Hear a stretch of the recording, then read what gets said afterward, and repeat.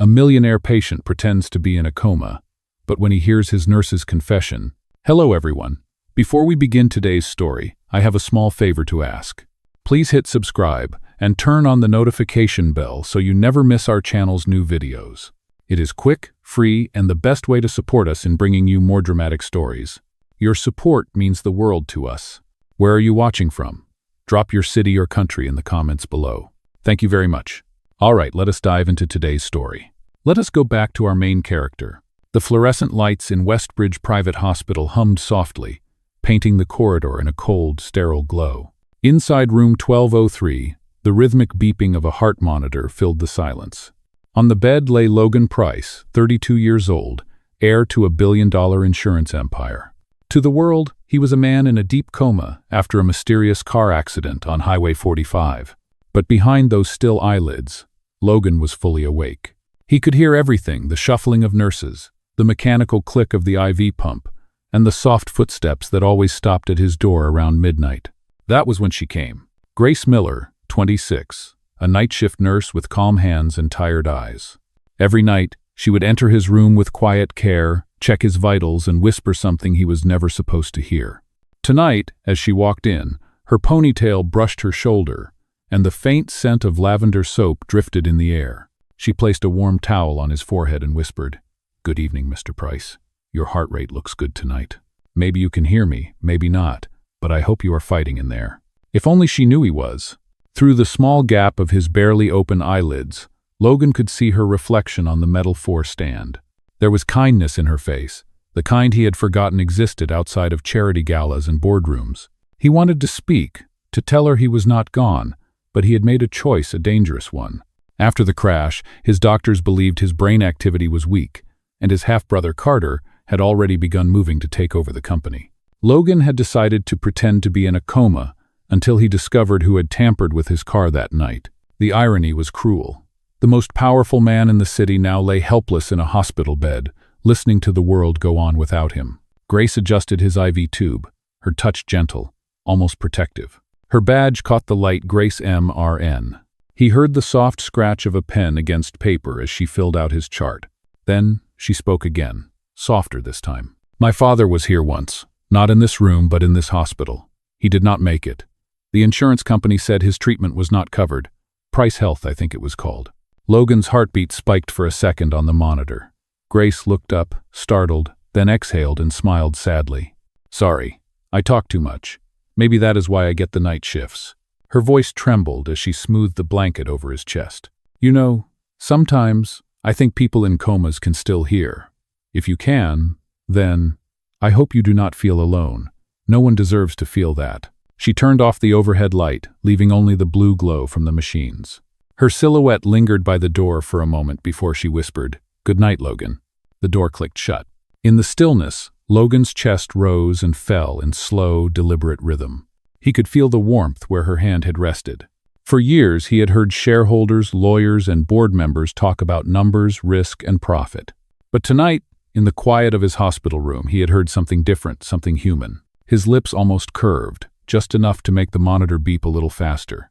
For the first time since the accident, Logan Price did not feel entirely alone. The next morning, the sun filtered weakly through the blinds of room 1203. The steady rhythm of the heart monitor filled the silence again.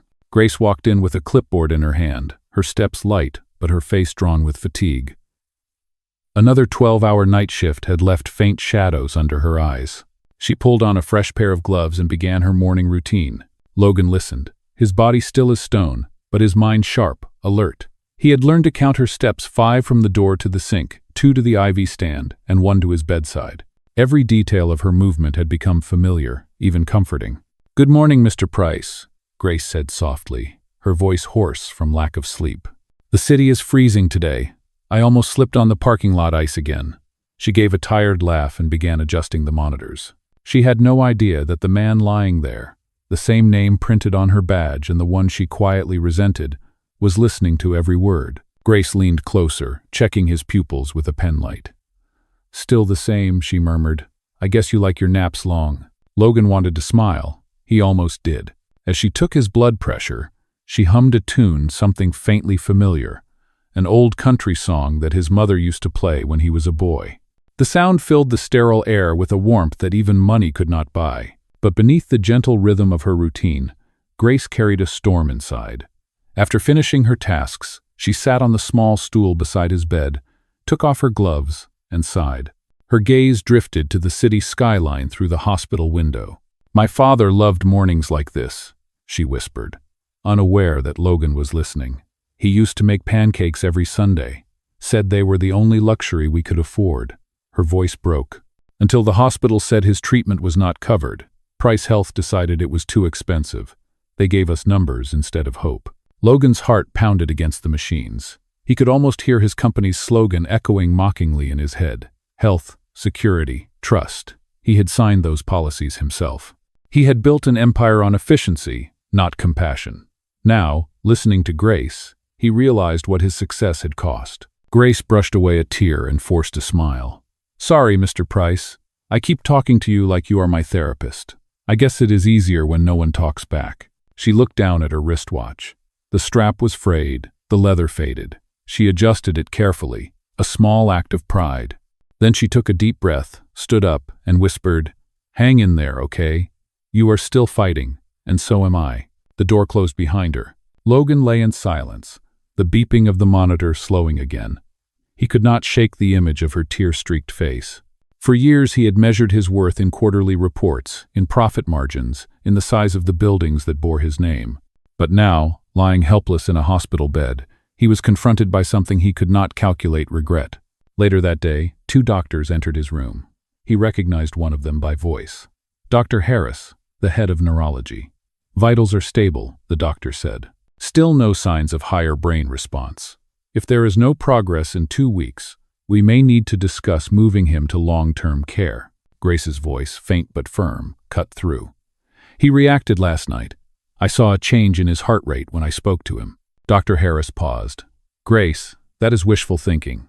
Reflexes can fluctuate." "I know what I saw," she insisted quietly. "He heard me." The doctor sighed and walked out. Grace stood there, frustrated but determined. She turned to Logan, lowered her voice, and whispered, "They do not believe you can hear, but I do." She placed her hand on his. The warmth of her palm burned through the numbness that had covered him for weeks. For a moment, Logan wanted to squeeze back, to let her know she was right. But he stopped himself. Not yet. He needed to stay hidden until he understood who had tried to end his life. That night, as the hospital quieted and the clock ticked past midnight, Grace returned once more. She sat beside him and began reading from a small notebook, the same one she carried everywhere. "They say talking helps even if you are not awake," she said softly. "So I will keep talking. Maybe one day you will answer." Her words wove through the dark like a lullaby. Logan listened, feeling the walls he had built his whole life start to crack. For the first time, he did not think about Carter, or his company, or revenge. He thought about Grace Miller, the nurse who refused to give up on a man everyone else had already buried in silence. Another week passed inside the quiet walls of Westbridge Private Hospital. The winter storms outside made the nights colder, but inside room 1203, something subtle had changed. Grace did not know it yet, but every time she spoke to Logan, the monitors responded with tiny, consistent variations. His body was still, but his mind was fighting to return. That night, Grace entered the room with a steaming cup of coffee and a folded blanket draped over her arm. Her shift was halfway through, and exhaustion pressed heavy on her shoulders. She placed the coffee on the small counter, pulled the blanket over Logan's chest, and whispered, "You look cold tonight, Mr. Price.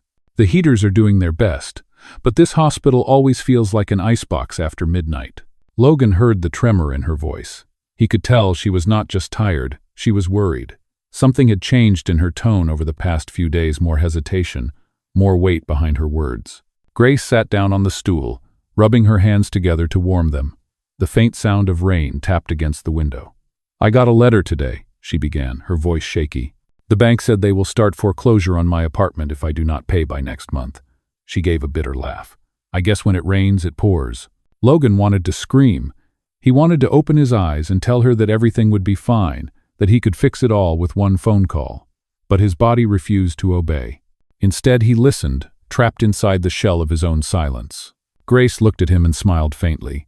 "You know, I used to think people like you never had to worry about anything. Money can buy every answer, right? But I have been here long enough to know that even the richest man in this hospital cannot buy his way out of fate. She sighed and pulled her small blue notebook from her pocket, the same one she wrote in every night. The cover was worn, the edges frayed. She opened it to a page filled with cramped handwriting. "I do not even know why I still talk to you," she said. "Maybe it is because you cannot judge me." Her words drifted through the quiet room, settling deep in Logan's mind. He remembered moments from his past, the boardroom applause, the hollow smiles, the signatures on documents that made men richer and others poorer. For the first time, those memories felt heavier than his broken bones. Grace's hand trembled as she flipped to another page. "I keep thinking about my father, about how he would have teased me for working night shifts. He used to say, 'Grace, you cannot fix the world, but you can care for one person at a time.' Maybe he was right." A lump formed in Logan's throat. He wanted to tell her that her father had been right. That one act of care, even for a man pretending to be asleep, could change everything. Then it happened. As Grace reached out to adjust his blanket, her fingers brushed against his hand, and for the first time, she felt it. A faint movement, a small twitch. It was quick, almost imperceptible, but she froze. Her heart skipped a beat. "Logan?" she whispered, staring at his still face. "Did you just move?" She waited. The only sound was the rhythmic beep of the monitor. She took his hand again, holding it tightly. "If you can hear me, do it again." For a moment, nothing happened. Then, the slightest pressure, a squeeze, soft but deliberate. Grace gasped, her eyes wide with disbelief. "Oh my God, you are in there, aren't you?" She looked toward the door, uncertain whether to call for help, but fear held her back. What if the doctors dismissed it again? What if they said it was only a reflex? She turned back to him, tears filling her eyes. "You can hear me. I knew it." Logan felt her tears on his skin. Every drop burned like fire, pulling him closer to the surface. He wanted to open his eyes, to tell her everything he had hidden. But he could not yet. His plan was not complete. If his brother Carter believed he was still in a coma, it would buy him time to find out who had caused the crash. Grace, however, did not see strategy or secrets. She saw hope. Real, fragile hope. She wiped her eyes and whispered, "I will prove it to them. I will not let them give up on you." Over the next few days, Grace began documenting every reaction, the changes in his pulse when she spoke, the way his fingers twitched at her touch, the small shifts in his breathing. Each night she filled pages of her notebook with evidence, but no matter how much she tried to convince the doctors, they refused to believe. Dr. Harris finally told her, "Grace, you are too close to this case. You are projecting. Do not let your emotions cloud your judgment." But Grace did not back down. "He is responding. Maybe not to you, but to me."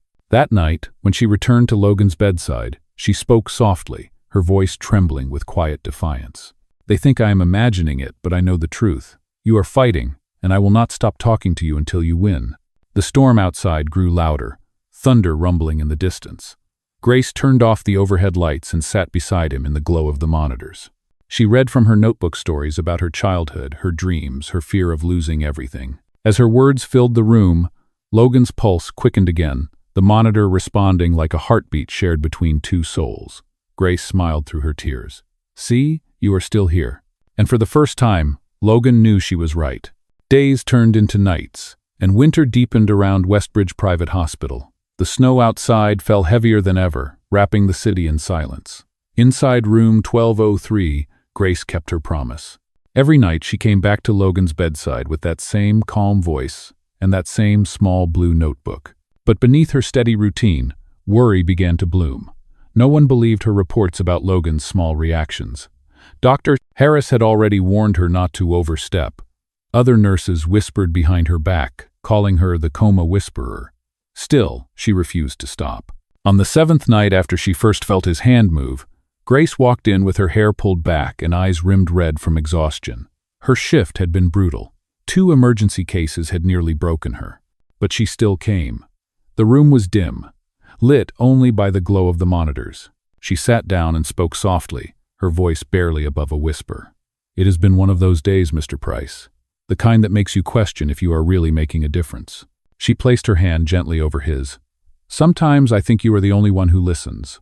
As she said it, Logan's heart monitor beeped slightly faster. Grace noticed. She smiled through her fatigue. "I knew it. You are still with me, aren't you?" Her words wrapped the room in warmth. Then, after a long pause, she sighed. "I do not know if you will ever wake up, but I am starting to realize that helping you is the only thing keeping me going. Maybe that sounds selfish." She stood to adjust his blanket, and as she did, Logan's fingers twitched again. Grace froze. The monitor spiked once more. "Logan," she said softly, "if you can hear me, do that again." For a few seconds, nothing. Then another faint squeeze. Grace gasped, covering her mouth with one trembling hand. "You did it again. I knew it." Her heart raced as she grabbed her clipboard and wrote down the exact time, pulse, and movement. "They will have to believe me now," she whispered. "They cannot deny it forever." The next morning, she presented the new data to Dr. Harris, but the doctor only shook his head. "Grace, patients in long-term coma sometimes show involuntary muscle reflexes. I understand your compassion, but you are seeing what you want to see." Grace clenched the folder against her chest. "No, doctor, he responds to me. He moves when I speak to him." Dr. Harris exhaled slowly. "You are too involved. I am reassigning you to a different floor for a week. Get some rest." Grace's face went pale.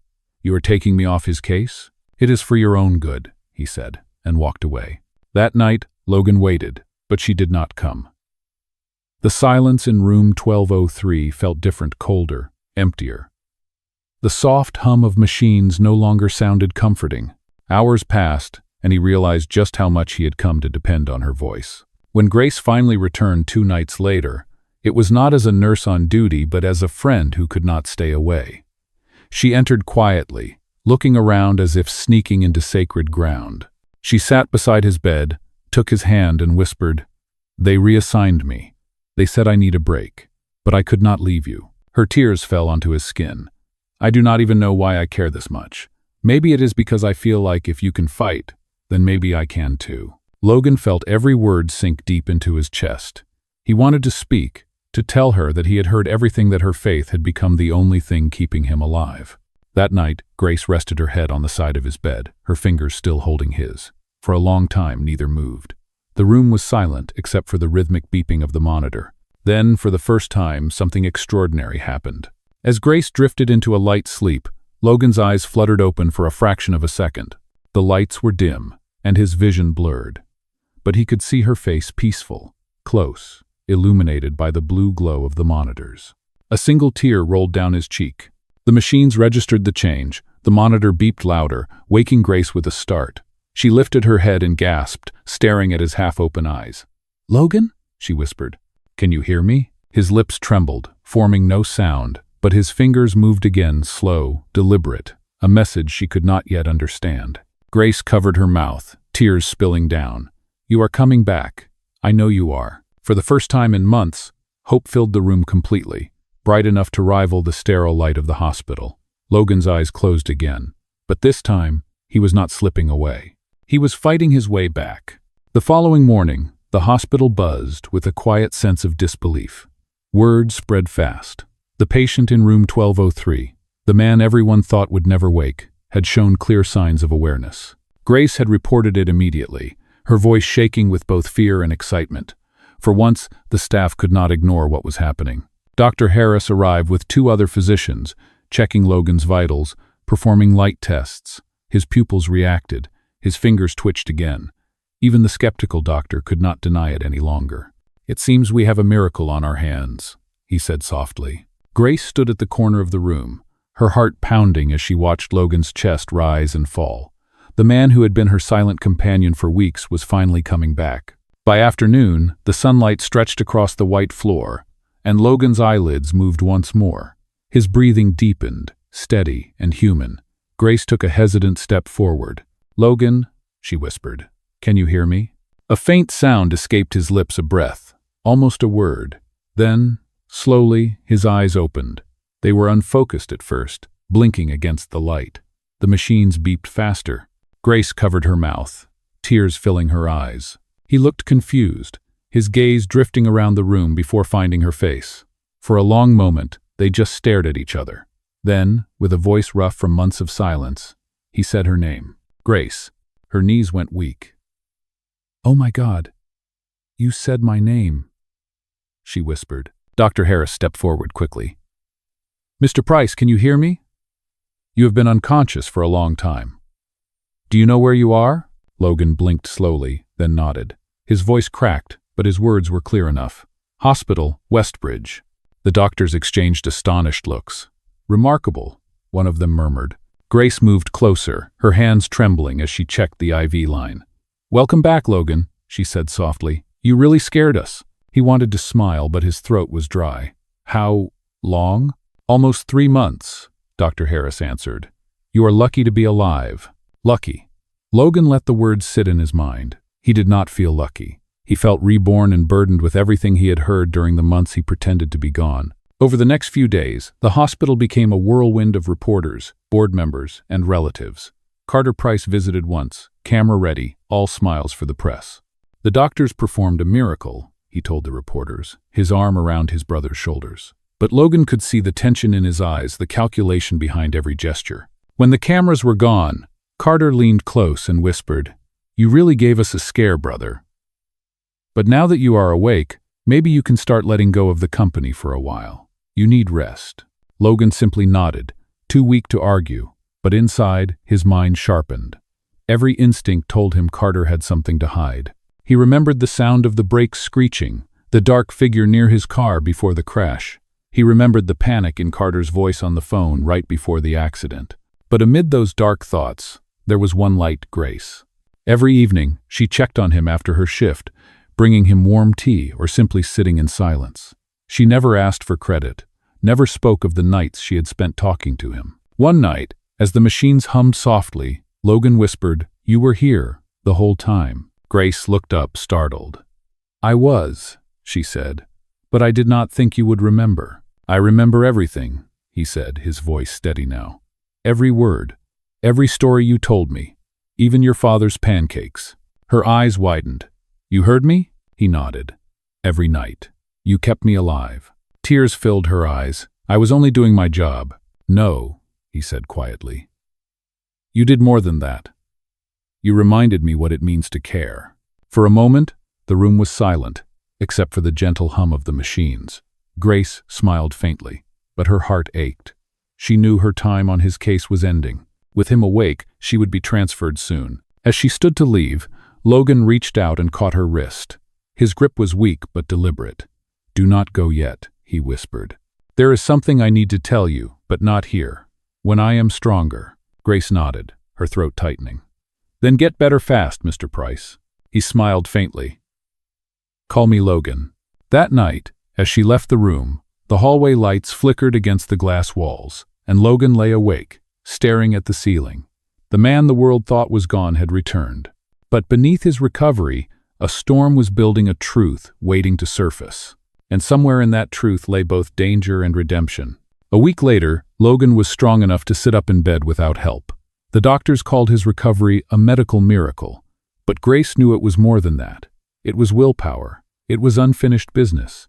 Every time she entered room 1203 now, she felt the air shift lighter, warmer, but charged with something unspoken. One evening, after visiting hours ended and the corridors had gone quiet, Grace stepped into his room for her final check. Logan was awake, reading the newspaper. He looked different now, still pale, but sharper, alive. He smiled faintly when he saw her. You are still working late. She smiled back. You make a hard habit to break. There was a pause. The hum of the machines filled the silence between them. Then Logan said softly, I owe you more than I can ever repay. Grace shook her head. You do not owe me anything. You woke up. That is all that matters. But Logan did not look convinced. He folded the newspaper and set it aside. Grace, I need to tell you something. What happened to me was not an accident. Her expression changed. What do you mean? The brakes on my car were cut, he said quietly. And the people who were supposed to protect me, people in my own company, helped cover it up. Grace froze, her heart pounding. Logan, are you saying someone tried to kill you? He nodded. I cannot prove it yet. But I heard things before and after the crash. That is why I stayed silent. I needed to see who would reveal themselves if they thought I was gone. Grace sank into the chair beside him. That is unthinkable. It is real, he said. And I need help. I cannot trust anyone inside the company. Not yet. But I trust you. Her eyes widened. Me? I am just a nurse. You are the only person who ever told me the truth, he said. You saw who I really was and still cared enough to talk to me when I could not talk back. She looked down, unsure what to say. I am not part of your world, Logan. I would not even know where to start. He leaned forward slightly, his voice steady. Then start by helping me find out what happened to your father. Grace blinked in shock. My father? He nodded. I looked into it. The denial letter that cost him his life was signed under an emergency cost-cutting order, an order pushed through by my brother Carter, the same man who stands to gain everything if I disappear. Grace's eyes filled with tears, anger, and disbelief colliding in her chest. Carter Price did that? Logan's jaw tightened. Yes. And now, I want to expose all of it, the fraud, the manipulation, the policies that hurt people like your father. But I cannot do it alone. I need someone inside the hospital who knows how it really works. Grace hesitated. You want me to help you go after your own brother? I want you to help me make things right, Logan said. For your father. For everyone my company failed. For a long moment, she stared at him, torn between fear and the fierce sense of justice that had guided her every night. Finally, she nodded. All right.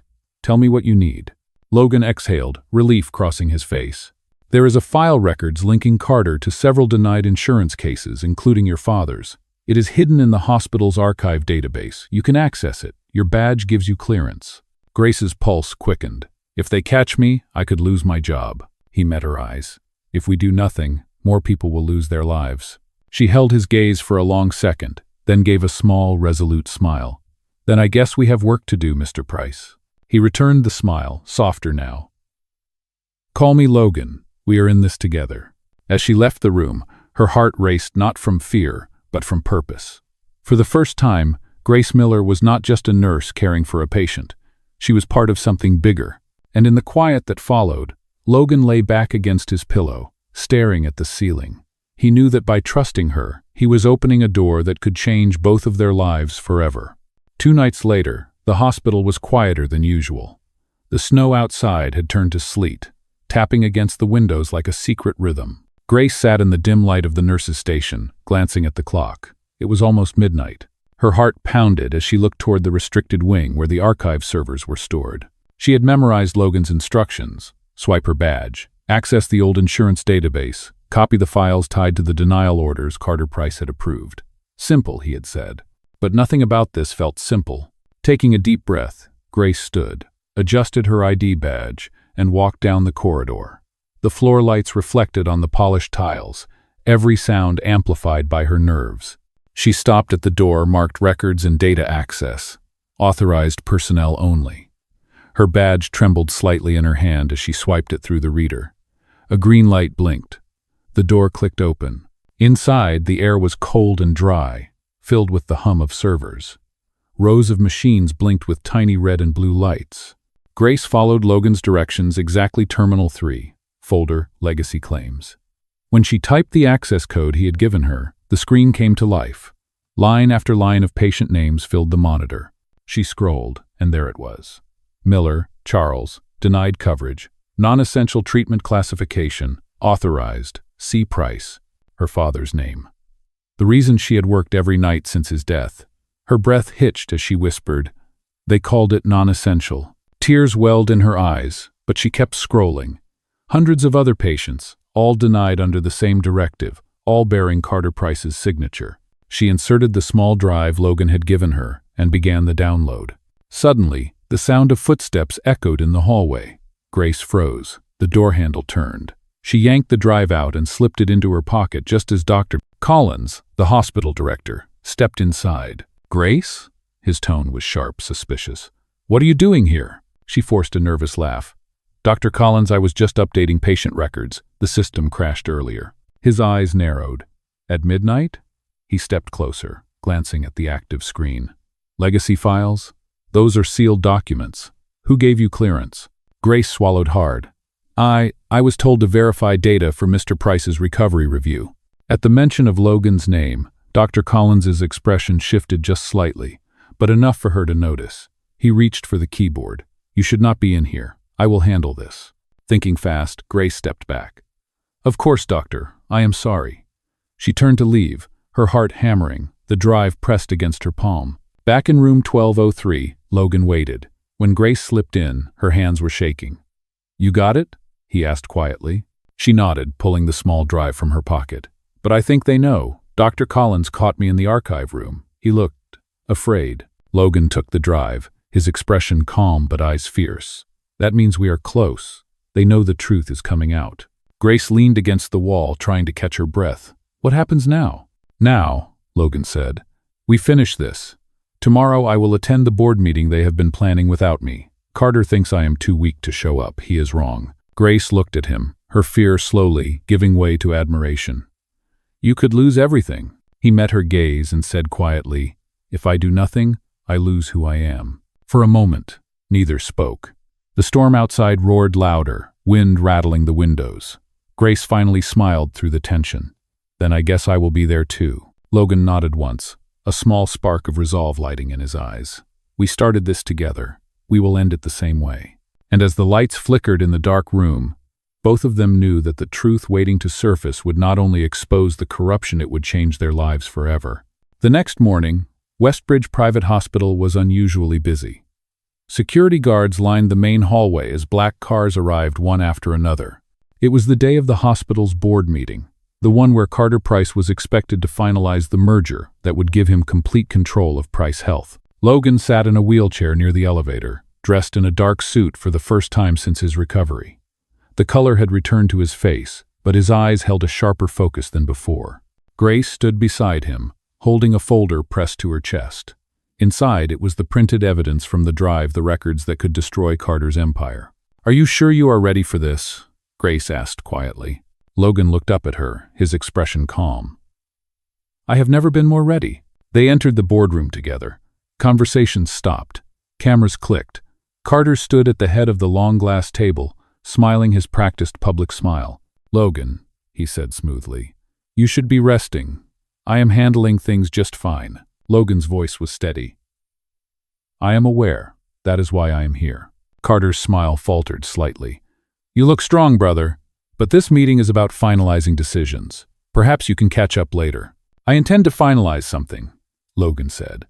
He nodded to Grace, who handed him the folder. He opened it and spread the documents across the table. "These are internal hospital records showing that hundreds of patients were denied treatment under an illegal policy one you approved, including the father of the nurse standing beside me." The room went silent. The board members exchanged uneasy glances. Carter tried to laugh. "This is ridiculous. You cannot prove these are legitimate." Logan turned to the projection screen behind him, where a live feed began to play. It showed the document login history, with timestamps and Carter's personal authorization code. "I can," Logan said firmly. "And so can every person sitting in this room." Grace stood quietly beside him, watching the faces around the table shift from disbelief to shame. The weight of the truth settled like thunder. Carter's voice rose. "You do not know what you are doing. This will destroy the company." Logan met his brother's glare with calm resolve. "No, Carter, it will save it. For too long, we have built profit on the suffering of others.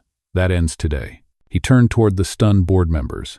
"Effective immediately, all profit-based denial policies are revoked. Price Health will begin a full audit of past claims and establish a patient assistance foundation." Grace's eyes widened slightly, realizing what he was doing.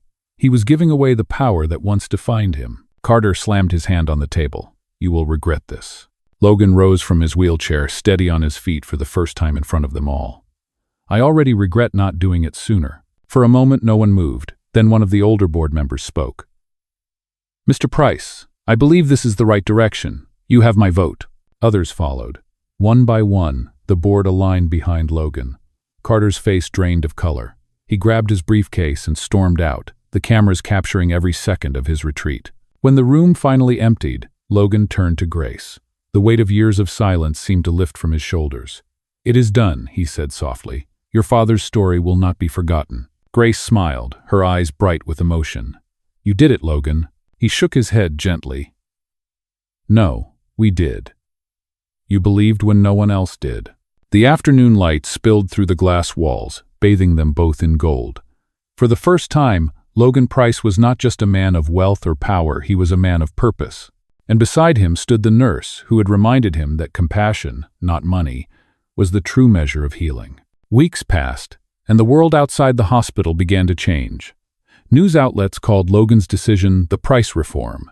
The company that had once been a symbol of corporate greed was now rebuilding itself under a new mission, one centered on compassion and accessibility.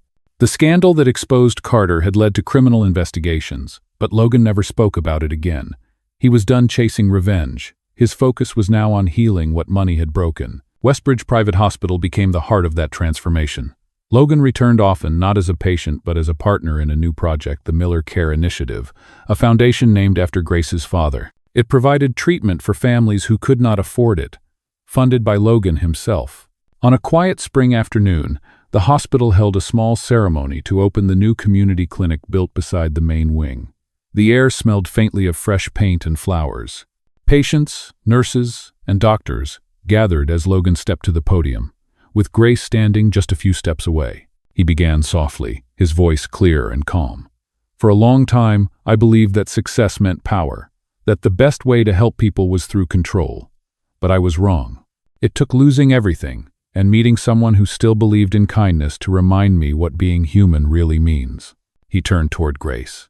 This foundation exists because of her courage, because one nurse refused to stop speaking to a man who could not answer. She believed in hope when I did not. Grace's eyes shimmered. The crowd applauded.